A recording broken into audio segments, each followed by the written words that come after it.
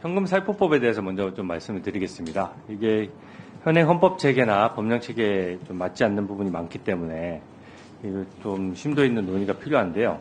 먼저 이게 전 국민을 상대로, 그러니까 뭐 모든 국민을 상대로 좀 재산이 많은 분도 포함해서 25만 원을 지급하게 되면 상식적으로 돈이 많이 풀리게 되면서 물가가 교란되는 측면이 있습니다. 또 이게 지금 재원 자체가 다 국채 발행을 하거나 재원에 부담이 되기 때문에 실질적으로 금리도 올라갈 위험성이 있거든요. 그래서 그런 점이 오히려 서민이나 민생을 더 힘들게 할 수 있다. 이런 것이 지금 현재 정부 부처 공무원들의 공통된 우려입니다. 그리고 재원이 한정돼 있는데 정말 힘든 자영업자나 서민들에게 이 재원이 집중돼야 하는 것이지 전 국민 상대로 25만 원 한다는 것은 좀 무리한 방안이고요. 일단 13조 원의 소요가 예상되는데 이게 전부 다 뭐 국채 발행하게 되면 아시다시피 청년들과 미래 세대의 빚이고 또 국가 채무가 늘어나면 그에 대한 뭐 이자가 계속 지급을 해야 되지 않습니까? 그래서 빚이 눈덩이처럼 불어날 수 있기 때문에 대한민국 미래에도 상당한 부담이 될 것입니다.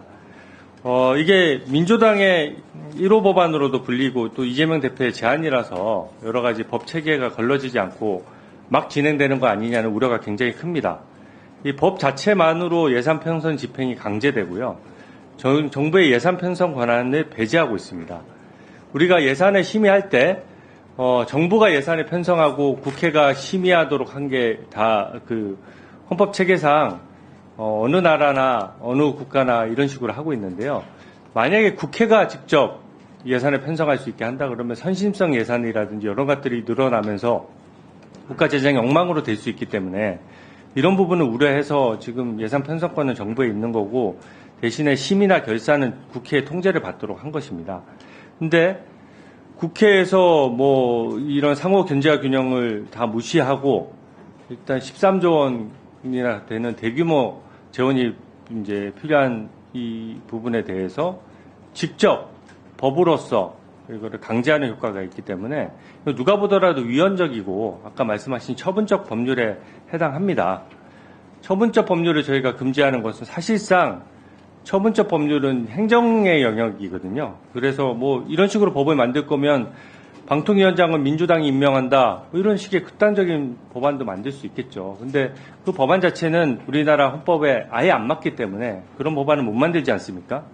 그래서 처분적 법률을 막아야 이게 가장 기본 원리인 상권 분립을 좀 지킬 수 있기 때문에 이런 모든 걸 막 법률로 해서 법률 만능주의로 갔을 때 국민들에게 큰 피해가 돌아갈 수 있다는 점을 또 말씀드립니다. 또 실제로 보면은 이게 지금 또 보면은 지역사랑 상품권으로 지급하도록 되어 있습니다. 이게 지금 2019년부터 코나이라는 회사가 경기도하고 경기도 28개 시군구에 경기지역 화폐 운영 대행 업무를 수행하고 있거든요.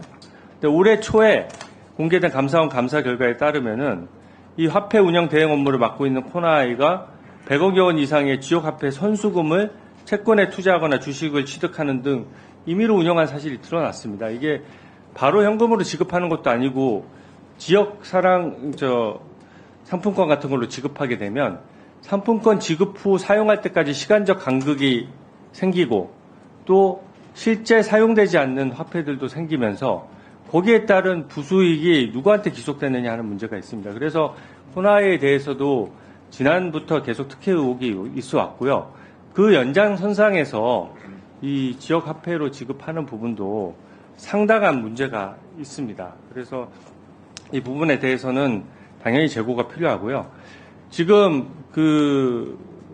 민주당이 얘기하신 노란봉투법도 저희는 불법 파업을 조장한다고 보고 있는데 기본적으로 저번에 제2요구까지 됐던 것도 그대로 올라왔습니다. 이게 국회 수기 절차나 걸러지는 절차가 전혀 지금 작동하지 않고 있고요. 이 부분은 대규모, 그러니까 합법적인 파업은 당연히 보장해야죠. 근데 불법적인 파업에 대해서는 실질적으로 손해배상 자체를 막는 거기 때문에 지금 가뜩이나 불법 파업에 대해서는 우리 국민들과 시민들께서 불편해하시지 않습니까? 그런 부분들이 현재의 노사균형을 넘어서서 과도하게 될 우려가 있기 때문에 그 부분도 상당히 문제가 있다는 점을 말씀드립니다. 네. 토론은 저렇게 좀 해주셨으면 좋겠어요. 각자 생각과 주장이 같을 수가 있겠습니까? 그래서 이런 토론은 자주 하는 게 좋겠다는 생각이 들고요. 다음은 김영민 의원님 토론해 주세요.